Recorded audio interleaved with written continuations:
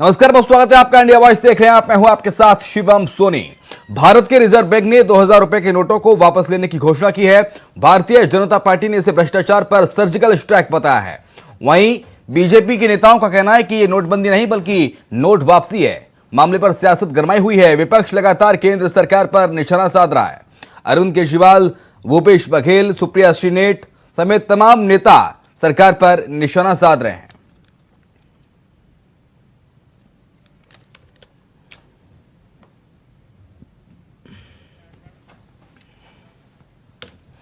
और इधर India voice की खबर का असर हुआ है मध्य प्रदेश में। जी हां, भ्रष्ट अधिकारियों के खिलाफ सीएम शिवराज सिंह चौहान का बड़ा एक्शन हुआ है। मुख्यमंत्री शिवराज सिंह चौहान के तेवर सख्त होते हुए देखे जा रहे हैं, क्योंकि सीएम ने आदेश देते हुए कहा कि 23 मई तक अधिकारियों के खिलाफ सारे मामले अब पोर्टल पर दर्ज किए जाएंगे। यानी कि मध्य प्रदेश सरकार ने पोर्टल जारी किया है और यह दावा किया है कि तमाम भ्रष्ट शासकीय अधिकारियों कर्मचारियों के सारे मामले पोर्टल पर दर्ज होंगे।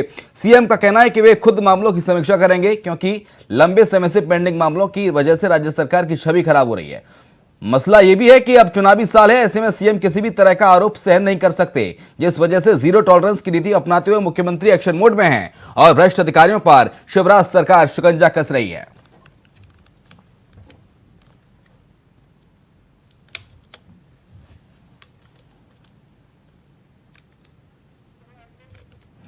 तो मुख्यमंत्री शिवराज सिंह चौहान अब मध्य प्रदेश में जीरो टॉलरेंस नीति को लेकर काम कर रहे हैं। किसी भी भ्रष्ट अधिकारी के खिलाफ अगर शिकायत आती है तो उसे बर्दाश्त नहीं किया जाएगा, नाकाबिले बर्दाश्त होगा वो। और सीधे सख्त अंदाज में दिखे हैं, सख्त तेवर दिखे हैं सीएम शिवराज सिंह चौहान के, और कहा कि पोर्टल पर सारे मामले अपडेट किए जाएं।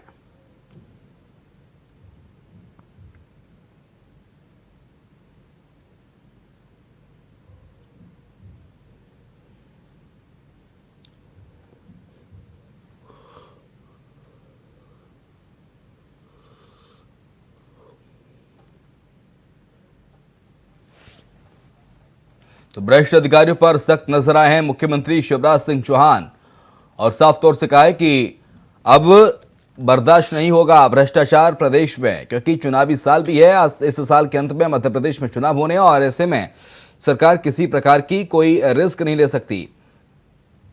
तो इंडिया वॉइस की खबर का बड़ा असर हुआ है, जहां पर मुख्यमंत्री शिवराज सिंह चौहान ने 23 मई तक अधिकारियों के खिलाफ सारे अब मामले पोर्टल पर दर्ज किए जाने की बात कही है। यानी कि मध्य प्रदेश सरकार अब बिल्कुल भी लापरवाही नहीं बरतेगी इन सब चीजों पर। अगर भ्रष्टाचार से जुड़ा कोई भी मामला आएगा तो सख्त कार्रवाई इस पर की जाएगी। चलिए अगली खबर का रुख कर लेते हैं। भगवान सहस्त्रबाहु पर धीरेन्द्र शास्त्री की विवादित टिप्पणी का मामला अब सामने आया है। बागेश्वर धाम पीठाधीश्वर धीरेन्द्र कृष्ण शास्त्री के खिलाफ पोस्टर लगे हैं। आपको बता दें कि राजधानी में लगे हैं पोस्टर और बागेश्वर धाम पर एफआईआर की मांग की गई है। साथ ही कलचुरी समाज माफी मांगने की मांग कर रहा है। एकांत पार्क में कलचुरी समाज कर रहा है प्रदर्शन। बता दें कि बागेश्वर धाम के पीठाधीश्वर आचार्य धीरेन्द्र शास्त्री ने वीडियो जारी कर अपनी विवादित टिप्पणी पर पहले खेद प्रकट भी किया था।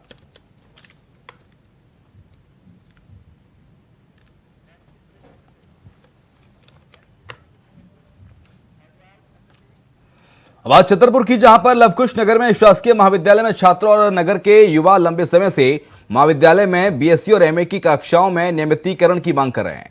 साथ ही छात्रों की महाविद्यालय में नवीन कोर्स बीकॉम और एमएससी आरंभ करने की मांग भी वर्षों से चली आ रही है, लेकिन 3 साल के बाद भी विभागीय स्वीकृति विषयों और नवीन कोर्सों को नहीं मिली है, जिसके विरोध में शनिवार को महाविद्यालय के गेट के सामने उच्च शिक्षा मंत्री का पुतला दहन कर विरोध किया गया।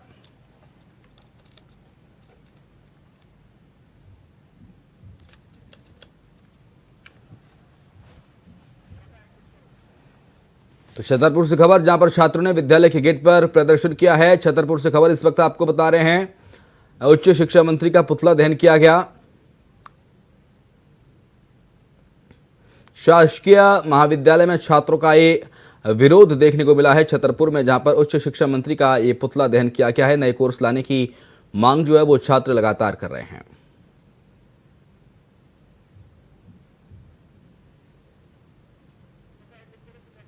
तो उच्च शिक्षा मंत्री का पुतला भी दहन किया गया। छतरपुर से खबर आपको बता रहे हैं, शासकीय महाविद्यालय में छात्रों का यह विरोध देखने को मिला है छतरपुर में।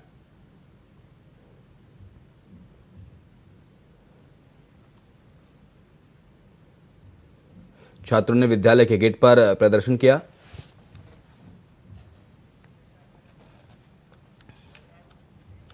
मध्य प्रदेश के नरसिंहपुर में 6 मई से सहकारिता समिति के कर्मचारी अनिश्चितकालीन हड़ताल पर थे, जिन्होंने 13वें दिन शनिवार को अपनी हड़ताल खत्म कर दी है और बीजेपी जिलाध्यक्ष को ज्ञापन सौंपा है। साथ ही उन्होंने आश्वासन दिया कि सभी कर्मचारी अब अपने काम पर सक्रिय हो जाएंगे। बीजेपी जिलाध्यक्ष ने कहा कि आपकी मांगें जायज हैं और आप लोगों की मांग पूरी की जाएंगी। जिलाध्यक्ष ने आगे कहा कि वो सभी वरिष्ठ अधिकारियों से बात करेंगे और उनकी मांगों पर विचार किया जाएगा।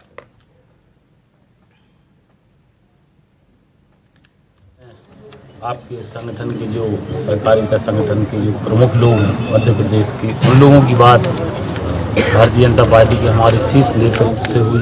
विभाग के मंत्री महोदय अरविंद भदौरिया जी से लेकर मुख्यमंत्री जी तक इनकी मांगों को लेकर विधिवत चर्चा हुई। तो वहाँ भोपाल स्तर पर भी चर्चा हो गई है कि ये हड़ताल समाप्त कर रहे हैं। लेकिन अच्छा विषय ये है कि नरसिंहपुर में हमारे जो सेवा सहकारी समिति के जो कर्मचारी भाई बंधु हैं, उन लोगों ने अच्छा निर्णय लिया कि किसानों के हित में उन्होंने कहा कि नहीं, हम किसानों के हित में हमारी जो लड़ाई है वो हम लड़ते रहेंगे और उस पर विचार भी हो रहा है। तो ये अच्छा है नरसिंहपुर जिले में कि कम से कम किसान के हितों में इन लोगों ने आज हड़ताल, हम लोगों के आने पर हम लोगों ने आग्रह किया कि आप भी बंद करो, तो ये हड़ताल आज ही समाप्त। प्रदेश स्तर पर कल भोपाल में हम लोगों ने प्रदर्शन किया था। माननीय मंत्री महोदय ने हमारी बात सुनी और निराकरण का 15 दिवस में आश्वासन दिया। इस आधार पर हमारी हड़ताल स्थगित हो गई। यहाँ पर भी जिला संगठन नरसिंहपुर द्वारा हड़ताल स्थगित की जा रही है। इस अवसर पर भारतीय जनता पार्टी के जिला अध्यक्ष भैया अभिलाष मिश्रा जी भी हमारे यहाँ आए। उनको भी हम सम्मान करते हुए ये आश्वासन दिया है कि हम हड़ताल स्थगित कर रहे हैं किसानों के हित में, गरीब उपभोक्ताओं के हित में, चाहे वो मूंग के पंजीयन हो, चाहे उपार्जन के कार्य हो, चाहे खाद का वितरण हो, चाहे किसान ब्याज माफी के कार्य हो, हम लोग तत्परता से 24 घंटे कार्य करेंगे और उसका रिजल्ट देंगे, ये हमने आश्वासन दिया है। केंद्र सरकार दिल्ली में अधिकारियों के ट्रांसफर पोस्टिंग के लिए एक अध्यादेश लेकर आई है। इस पर आम आदमी पार्टी हमलावर हो गई है। आप नेता और दिल्ली की शिक्षा मंत्री आतिशी ने कहा है कि सुप्रीम कोर्ट द्वारा दिल्ली के दिए गए संवैधानिक अधिकार को छीनने का यह प्रयास है। आतिशी ने कहा कि ऐसा पहली बार नहीं हुआ है कि जब पहली बार आपकी सरकार दिल्ली में चुनकर आई थी, तभी मई 2015 में केंद्र सरकार की ओर से ठीक ऐसा ही कुछ प्रयास किया गया था। अफसरों के ट्रांसफर पोस्टिंग का अधिकार दिल्ली सरकार से छीन लिया गया। हालांकि 8 साल बाद सुप्रीम कोर्ट ने भी माना कि वो फैसला ठीक नहीं था, अब वो गैर संवैधानिक था। केंद्र के अध्यादेश पर दिल्ली में तकरार अध्यादेश को आतिशी ने संविधान की हत्या बताया। कल रात को देर रात में केंद्र सरकार एक अध्यादेश लेकर आई, एक ऑर्डिनेंस लेकर आई। केंद्र सरकार लोकतंत्र की हत्या करने के लिए, संविधान की हत्या करने के लिए यह अध्यादेश लेकर आई है। क्या कहता है यह अध्यादेश? यह अध्यादेश कहता है कि जो ताकत दिल्ली की चुनी हुई सरकार को सुप्रीम कोर्ट की कॉन्स्टिट्यूशन बेंच ने, उच्चतम न्यायालय के संवैधानिक पीठ ने दिल्ली की चुनी हुई सरकार को दी, ये उस ताकत को गैर संवैधानिक तरीके से छीनने का प्रयास है।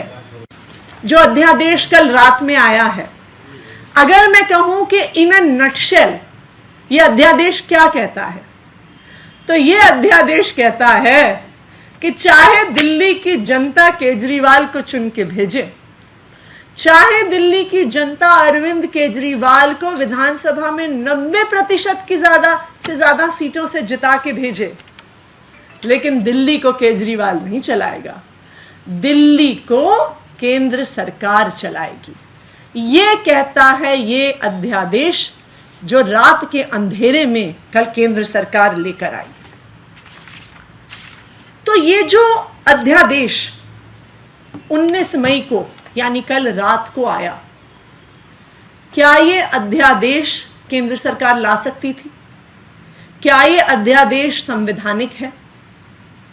मैं आपको ये स्पष्ट तौर पे बताना चाहती हूं कि ऐसा अध्यादेश लाने की ताकत केंद्र सरकार के पास नहीं है।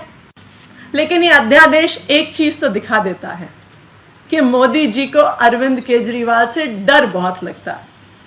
मैं कई बार ये सोचती हूं कि दिल्ली इतना छोटा सा राज्य, आप अगर भारत के नक्शे पे देखने जाइए तो दिल्ली दिखता भी नहीं है। तो दिल्ली को ढूंढना भारत के नक्शे पे बहुत मुश्किल होता है। इतना छोटा सा राज्य, उसमें भी आधी सरकार, जिसके पास लैंड, लॉ एंड ऑर्डर और पुलिस की ताकत नहीं है। इतनी सी सरकार की अगर ताकत को मोदी जी हर संभव गैर कानूनी, गैर संवैधानिक तरीके से खत्म करना चाहते हैं, तो उसका तो एक ही कारण है कि मोदी जी को अरविंद केजरीवाल से डर लगता है। उत्तर प्रदेश के डिप्टी सीएम केशव प्रसाद मौर्य शनिवार को हेलीकॉप्टर से बुलंदशहर पुलिस लाइन मैदान पहुंचे, जहां डिप्टी सीएम का हेलीपैड पर बीजेपी जिला अध्यक्ष अनिल सिसोदिया के नेतृत्व में भाजपाइयों ने जोरदार स्वागत किया। इस दौरान डीएम चंद्रप्रकाश सिंह और एसएसपी श्लोक कुमार ने डिप्टी सीएम की अगवानी की। आपको बता दें कि पुलिस लाइन में डिप्टी सीएम को सलामी दी गई। इसके साथ ही कार से वो गंगा नगर स्थित बीजेपी के जिला मुख्यालय पहुंचे, जहां पर पदाधिकारी और कार्यकर्ताओं से बातचीत के दौरान वो रवाना हो गए। इस दौरान बीजेपी के बुलंदशहर सदर विधायक प्रदीप चौधरी समेत बड़ी संख्या में बीजेपी पदाधिकारी और कार्यकर्ता मौजूद रहे।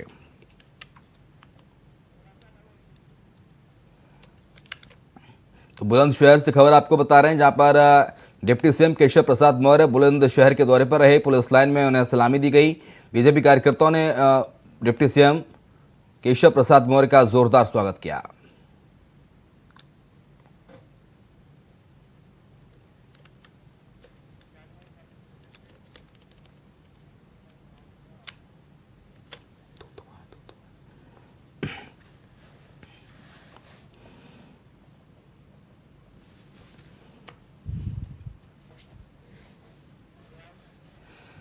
अब बात हमीरपुर की, जहां पर बैंक से 13 लाख की धोखाधड़ी करने के मामले में धोखाधड़ी करने वाले युवक को बैंक खाता धारक ने पकड़ लिया है। युवक ने चेकबुक पर फर्जी साइन बनाकर 13 लाख रुपए निकाले थे, जिसके बाद खाता धारक ने फ्रॉड करने वाले युवक को पकड़कर जमकर पीटा और पुलिस के हवाले कर दिया। फ्रॉड करने वाला युवक हमीरपुर जिले का और बैंक खाता धारक कानपुर जिले के घाटमपुर का रहने वाला है। सदर कोतवाली पुलिस दोनों पक्षों को बैठाकर मामले की जांच में जुटी है।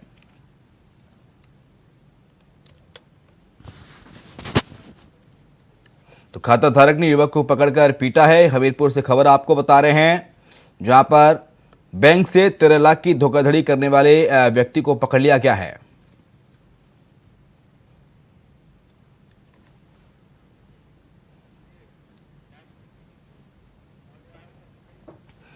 इधर बनारस रेलवे स्टेशन पर रेलवे का पहला ऑन व्हील रेस्टोरेंट बनकर तैयार हो गया है, जिसका उद्घाटन आज कैंट विधानसभा से बीजेपी विधायक सौरभ श्रीवास्तव ने किया। आपको बता दें कि ट्रेन के वातानुकूलित कोच को रेलवे ने रेस्टोरेंट में तब्दील किया है, जिसकी खूबसूरती देखते ही बन रही है। कोच के बाहरी हिस्से पर कई प्रकार की आकर्षक कलाकृतियों और पेंटिंग के माध्यम से काशी की समृद्ध विरासत को दिखाने का प्रयास किया गया है। साथ ही स्वादिष्ट खानों का स्वाद भी मिलेगा, जिसके लिए अलग अलग प्रदेशों के कार्यक्रमों का इंतजाम भी किया गया है।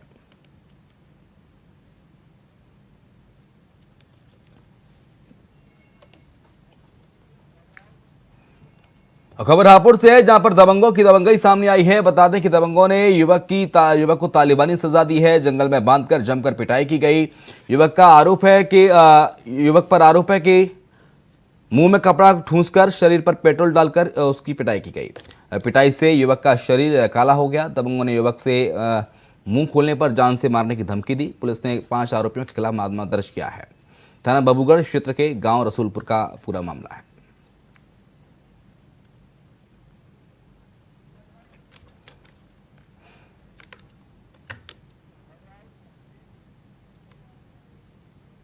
बात बांदा की, जहां पर पेड़ से आम तोड़ने को लेकर एक युवक और उसकी मां को लाठी डंडों से पीटा गया।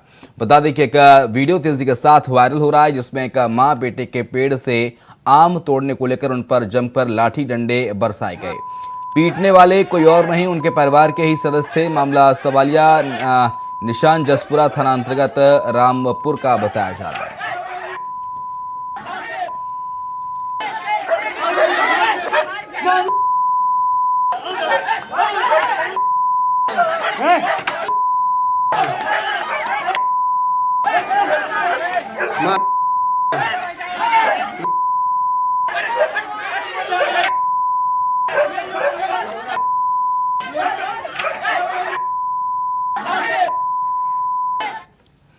उधर आगरा में लगातार अपराध का ग्राफ जो है वो तेजी के साथ बढ़ता जा रहा है, जिसको देखते हुए जिले की पुलिस अपराध पर नकेल कसने के लिए लगातार कोशिशें भी कर रही है। ताजा मामले के बारे में आपको बता दें कि बैंकों में एक बार फिर से नकली नोट पहुंचने लगे हैं। नकली नोटों को पहचानने में बैंक कर्मचारियों की नजरें भी धोखा खा रही हैं। आगरा की स्टेट बैंक करेंसी चेस्ट में 100 के 6 नकली नोट पहुंच गए। इन नोटों को रिसर्च बैंक भेजा गया था, वहां पर जांच के दौरान ये नोट पकड़ में आए। रिजर्व बैंक के दावे के अनुसार अनुभाग की ओर से रकाबगंज थाने में अभियोग दर्ज कराया गया है, जिसमें स्टेट बैंक के अज्ञात कर्मचारियों को आरोपित बनाया गया है। थाना रकाबगंज में आरबीआई के द्वारा दी गई सूचना के आधार पर मुकदमा पंजीकृत किया गया है। इसमें आरबीआई ने हमें ये अवगत कराया है कि उसे एसबीआई के केस से 600 रुपए के नोट फर्जी प्राप्त हुए हैं और उसी का मुकदमा पंजीकृत किया गया है। पुलिस की जांच कर रही है, विवेचना कर रही है। विवेचना के बाद जो भी लोग दोषी होंगे उनके कार्रवाई। उधर आगरा के थाना क्षेत्र सिकंदरा में स्थित यमुना नदी में नहाने गए 4 युवक डूब गए। बता दें कि डूबने की सूचना मिलने पर पुलिस पहुंची और गोताखोरों की मदद से 2 को सकुशल बाहर निकाल लिया गया। बताया जा रहा है कि गोताखोर और पुलिस बाकी के 2 युवक की तलाश में जुटी हुई है। थाना सिकंदरा क्षेत्र के मांगरौल गांव के पास यमुना नदी में 4 बच्चे नहाने के लिए गए थे।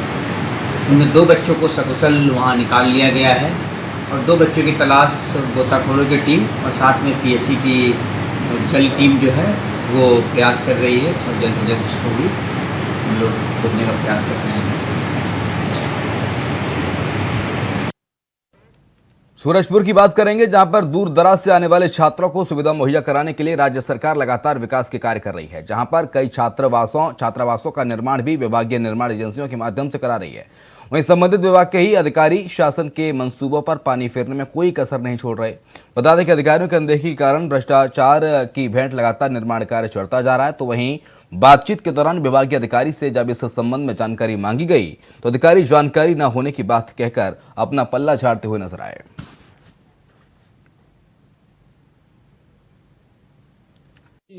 आपके माध्यम से मेरी बात संज्ञान में आइएगा।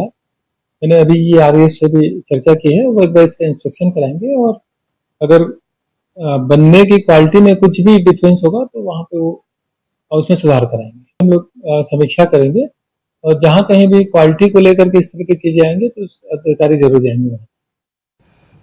उधर यूपी के मुजफ्फरनगर जिले की सदर तहसील में शनिवार को उस वक्त हंगामा खड़ा हो गया जब किसान यूनियन तोमर के सैकड़ों कार्यकर्ताओं ने हाथों में पेट्रोल की बोतलें लेकर तहसील में पहुंचकर धरना दिया। इस दौरान पेट्रोल की बोतलों को छीनने के लिए कार्यकर्ताओं और पुलिस के बीच जमकर धक्का मुक्की हुई। भाकियू तोमर का आरोप है कि किसान यूनियन तोमर के युवा जिला अध्यक्ष अंकित गुर्जर 7 बीघा जमीन एसडीएम सदर से भूमाफियाओं के हवाले कर दी है, जिसको लेकर किसान यूनियन तोमर के कार्यकर्ताओं ने धरना प्रदर्शन किया है।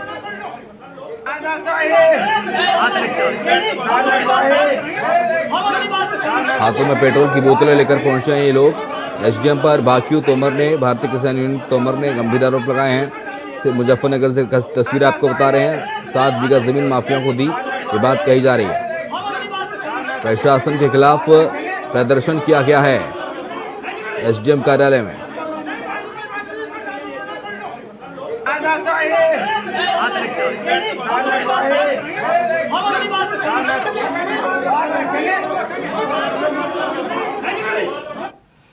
उधर बीजेपी ने लोकसभा चुनाव को देखते हुए अभी से तैयारियां शुरू कर दी हैं। ओबीसी वोट बैंक को साधने के लिए बीजेपी कोई कोर कसर नहीं छोड़ना चाहती है। बीजेपी कानपुर बुंदेलखंड क्षेत्र की सभी 11 सीटों पर 1 महीने तक महाअभियान चलाएगी। इस दौरान दलित पिछड़ों के प्रबुद्ध लोगों का सम्मेलन आयोजित किया जाएगा। जनसंपर्क और बैठक कर दलित पिछड़ों के प्रबुद्ध लोगों को पार्टी से जोड़ने की कवायद भी की जाएगी। रिपोर्ट आप देखिए।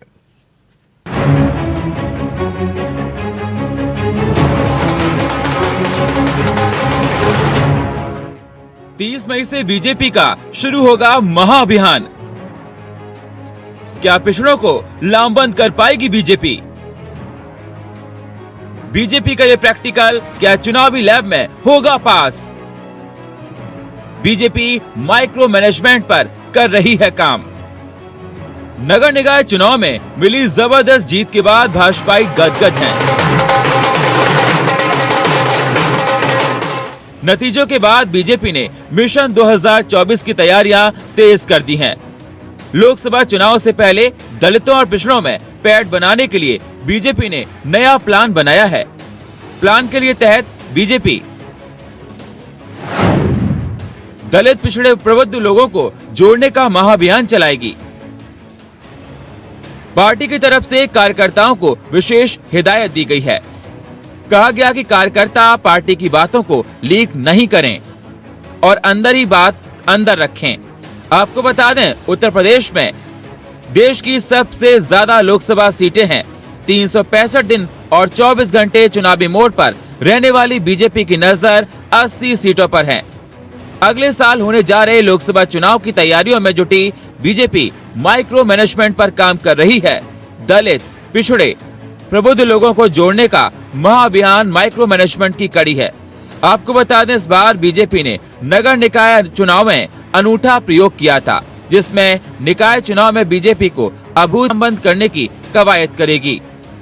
कर्नाटक चुनाव में बीजेपी ने चुनाव जीतने के लिए ओबीसी वोटर्स के सामने दावे और वादे किए, मगर वो टिक नहीं पाए। ऐसे में वक्त रहते हुए बीजेपी अपने किले को कील कांटे दुरुस्त करने में जुटी हुई है, ताकि 24 के रण में यूपी में बीजेपी की सबसे बड़ी ताकत यानी ओबीसी वोटर्स का किला कोई भेद नहीं पाए। Bureau report, India voice, Lucknow. उधर यूपी के मुजफ्फरनगर जिले की सदर तहसील पर शनिवार को उस समय हंगामा खड़ा हो गया जब किसान यूनियन तोमर के सैकड़ों कार्यकर्ताओं ने हाथों में पेट्रोल की बोतलें लेकर तहसील में पहुंचकर धरना दिया। इस दौरान पेट्रोल की बोतलों को छीनने के लिए कार्यकर्ताओं और पुलिस के बीच जमकर धक्का मुक्की हुई। भाकियू तोमर का आरोप है कि किसान यूनियन तोमर के युवा जिला अध्यक्ष अंकित गुर्जर की 7 बीघा जमीन एसडीएम सदर ने भूमाफियाओं को हवाले कर दी है। हमारे युवा जिला अध्यक्ष चौधरी अंकित गुर्जर जो ग्राम बिजोपुर से हैं, इनके एक 7 बीघे जमीन का विवाद था, जिसमें एसडीएम साहब ने दूसरे पक्ष को जमीन पर कब्जा दिया और हमारे युवा जिला अध्यक्ष अंकित गुर्जर की जमीन का कोई निस्तारण किसी प्रकार का नहीं हुआ था। इसमें ये मामला लगभग 1 महीने से चल रहा था, जिसमें हमारे युवा जिला अध्यक्ष अंकित गुर्जर का शोषण किया गया, प्रताड़ित किया गया इन्हें। उसको लेकर के भारतीय किसान यूनियन तोमर ने आज यदि समस्या का समाधान नहीं किया गया तो उसको लेकर के आत्मदाह करने का ऐलान किया था। कितने लोग आत्मदाह करने का ऐलान किया था? अब क्या आश्वासन मिला है? अभी तहसीलदार साहब की तरफ से, एडीएम साहब की तरफ से 15 दिन के अंदर अंदर इस समस्या का समाधान करने का हमें आश्वासन दिया गया है और यदि 15 दिन के बाद 15 दिन के अंदर अंदर इस समस्या का समाधान नहीं किया जाता तो भारतीय किसान यूनियन तोमर सैकड़ों कार्यकर्ताओं के साथ हजारों की तादाद में इस तहसील का घेराव करेगी और भारतीय किसान यूनियन तोमर यहाँ महापंचायत सदर एसडीएम परमानंद झा द्वारा मुजफ्फरनगर, इनके द्वारा एक ज़मीनी मामला चल रहा था। पीड़ित द्वारा ज़मीन खरीदी गई थी, लेकिन सदर एसडीएम द्वारा वह ज़मीन दूसरे पक्ष को ज़बरदस्ती दिला दी गई। 7 बीघे ज़मीन का मामला था। वो हमने इनको भी आके बताया कि साहब दूसरे ने ज़मीन दबा ली है, लेकिन यह मामला एसडीएम साहब द्वारा ज़बरदस्ती करके दूसरे पक्ष को ज़मीन दिला दी गई। आपकी ज़मीन थी वो? मेरी खुद की ज़मीन थी। 2013 का मेरे पास बैनामा है, दाखिल खारिज फर्द में नाम है। अब क्या आपने आत्मदाह की भी चेतावनी दी थी? मैंने इनके यहाँ 2 महीने से परेशान होके सदर एसडीएम द्वारा मुझे मानसिक पीड़ा, टॉर्चर करके मुझे इतना प्रताड़ित कर दिया गया था कि मुझे आत्मदाह करने के लिए मजबूर होना पड़ा। लेकिन आज मेरे यूनियन के राष्ट्रीय अध्यक्ष जी द्वारा और एडीएम साहब के द्वारा उन्होंने सबको मुझे समझाया और बताया और 15 दिन का बिल्कुल ठोस आश्वासन देकर मेरी ज़मीन वापस दिलाने के लिए मुझे बोला है। और इसके साथ